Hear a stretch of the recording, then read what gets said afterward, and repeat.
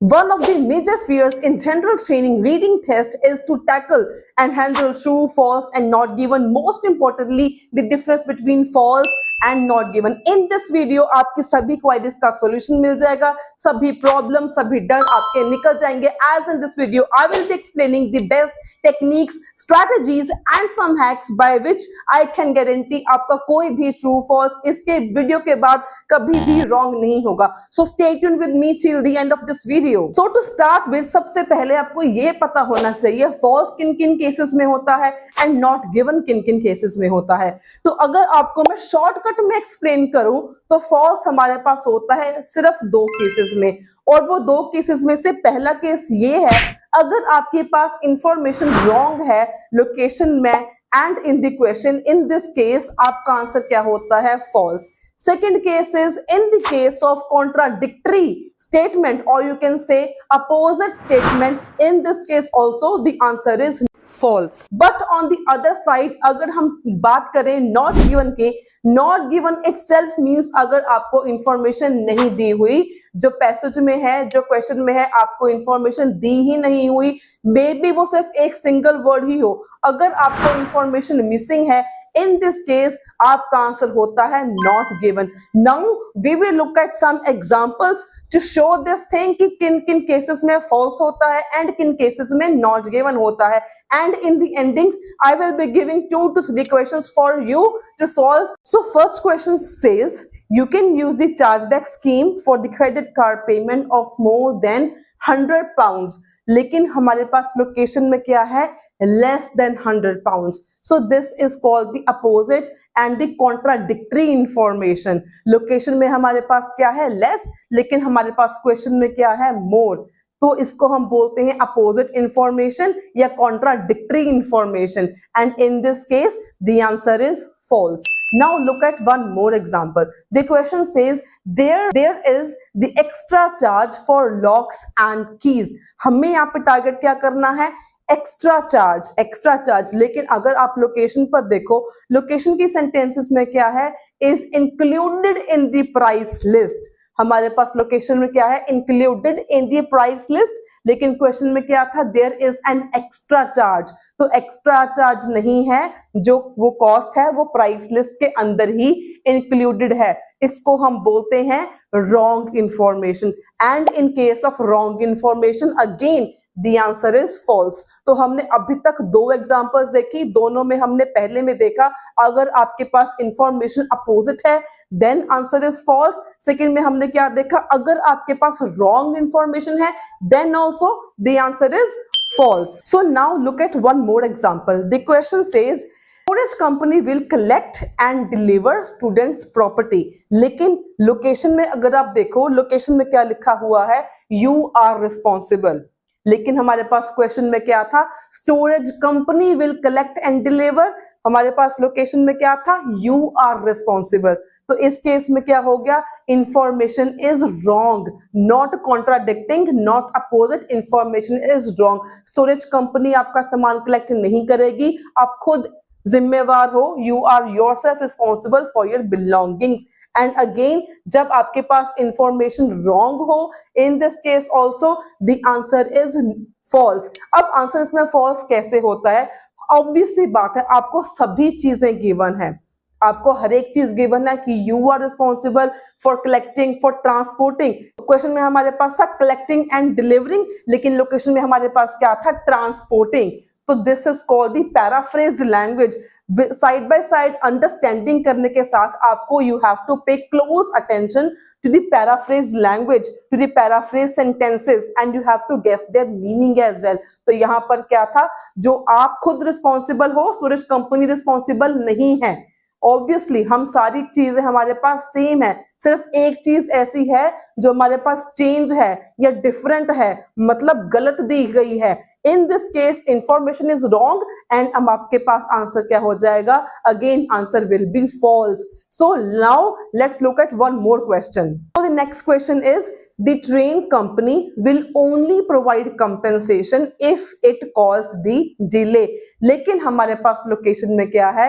The train company will compensate अगर वो delay भी करती है या कोई और भी मिस्टेक हो जाती है तो दोनों केसेस में जो ट्रेन कंपनी है वो आपको कंपेंसेट करेगी। लेकिन हमारे पास क्वेश्चन में क्या था, ओनली कंपेंसेट अगर उसकी वजह से डिले हुआ है। लेकिन लोकेशन में हमारे पास एक इंफॉर्मेशन और थी कि सिर्फ डिले होने के बाद ही कंपेंसेशन नहीं देती, अगर कुछ और प्रॉब्लम भी होती है तब भी आपको कंपेंसेट करती है। तो जहां पर आपके पास ओनली आ गया, लेकिन हमारे पास क्वेश्चन में क्या था, एक चीज और एक्स्ट्रा थी।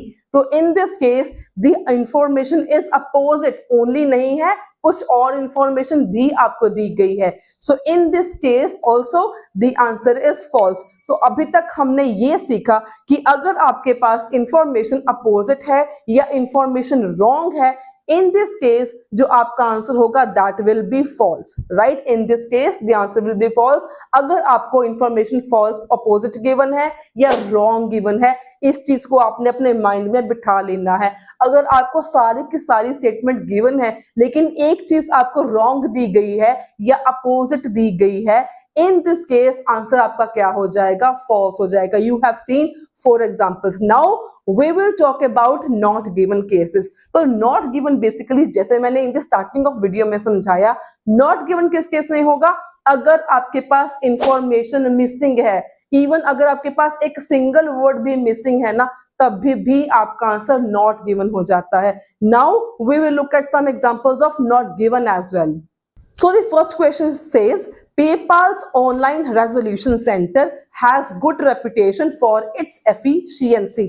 But लोकेशन में अगर देखो तो लोकेशन में कहीं पर भी आपके पास रेपुटेशन की बात नहीं करी गई, एफिशिएंसी की बात नहीं करी गई, सिर्फ आपको क्या गिवन है, पेपाल्स ऑनलाइन रेजोल्यूशन सेंटर के बारे में, वो डिस्प्यूट को सॉल्व करता है उसको बताया हुआ है। ये नहीं बताया कि उसकी रेपुटेशन कैसी है, गुड है या बैड है, आपको रेपुटेशन के बारे में कुछ नहीं दिया हुआ।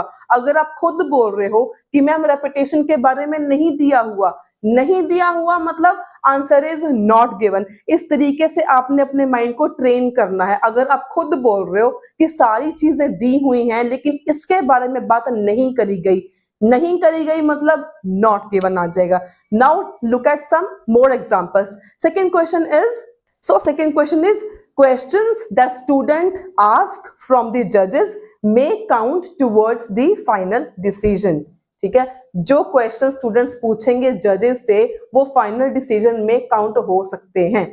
लेकिन आपके पास लोकेशन में क्या है, students have the opportunity to ask जजेस क्वेश्चंस। जो स्टूडेंट्स हैं उनके पास मौका है जजेस से क्वेश्चंस पूछने का, लेकिन हमें ये नहीं दिया हुआ है कि वो फाइनल डिसीजन में काउंट होगा या नहीं होगा। काउंट करना इन फाइनल डिसीजन, इस चीज के बारे में हमें नहीं दिया हुआ, नहीं दिया हुआ। अगेन मतलब क्या हो गया, answer is not given, right. तो अगर आपके पास सारी चीजें गिवन थी कि स्टूडेंट्स को मौका मिलेगा जजेस से क्वेश्चन पूछने का, आपको सारा कुछ दिया था, लेकिन आपको इतना नहीं दिया हुआ कि इट मे काउंट और it will not count, count होगा या काउंट नहीं होगा इन द फाइनल डिसीजन, नहीं दिया हुआ मतलब the answer is not given। Now let's move on to the third example। The third question says, the next question says the end of year's exhibition in London is free for public to attend। जो end of जो year की exhibition लगेगी London में, that is free for public to attend, वो free है लोगों को attend करने के लिए। लेकिन अगर आप लोकेशन को ध्यान से देखो तो लोकेशन में हमें ये कहीं नहीं दिया हुआ कि जो वो एग्जीबिशन है वो फ्री ऑफ कॉस्ट है या पेड है, वो फ्री है या पेड है ये आपको नहीं पता। लोग आके अटेंड कर सकते हैं, ये आपको दिया हुआ है, लेकिन आपको ये नहीं दिया हुआ कि वेदर इट इज फ्री और नॉट, नहीं दिया हुआ। Again the answer is not given. So अगर मैं इसको क्वेश्चन को थोड़ा सा चेंज कर दूं, अगर मैं यहाँ पे कर दूं the end off season, the end of year exhibition in London is paid, मैंने पेड कर दिया तो वहां पे क्या था, क्वेश्चन में फ्री है, लेकिन अगर मैं पेड कर दूं लोकेशन में, so the information is opposite, paid का हो गया फ्री। ठीक है, in case of opposite information then the answer आपका फॉल्स होगा। लेकिन यहाँ पर हमें फ्री के बारे में नहीं पता, फ्री है या पेड है हमें नहीं दिया हुआ, नहीं दिया हुआ मतलब the answer is not given. Moving on to next question. So to summarize, हमने आज क्या सीखा? दो केसेस में आपके पास इंफॉर्मेशन फॉल्स होती है। फर्स्ट केसेस अगर आपके पास जो इंफॉर्मेशन है that is wrong, second cases अगर आपके पास इंफॉर्मेशन अपोजिट है या कॉन्ट्राडिक्टरी है देन आपके पास फॉल्स होती है। लेकिन आपके पास नॉट गिवन एक ही केस में होता है जब आपको इंफॉर्मेशन कुछ भी मिसिंग हो। इन case of missing information the answer is not given. Now I have 3 questions for you. You have to solve these questions and let me know your answers in the comment section below. So the first question for you is, most of the participants on cycling training course are beginners. So this is the question and this is the location. You have to guess what will be the answer.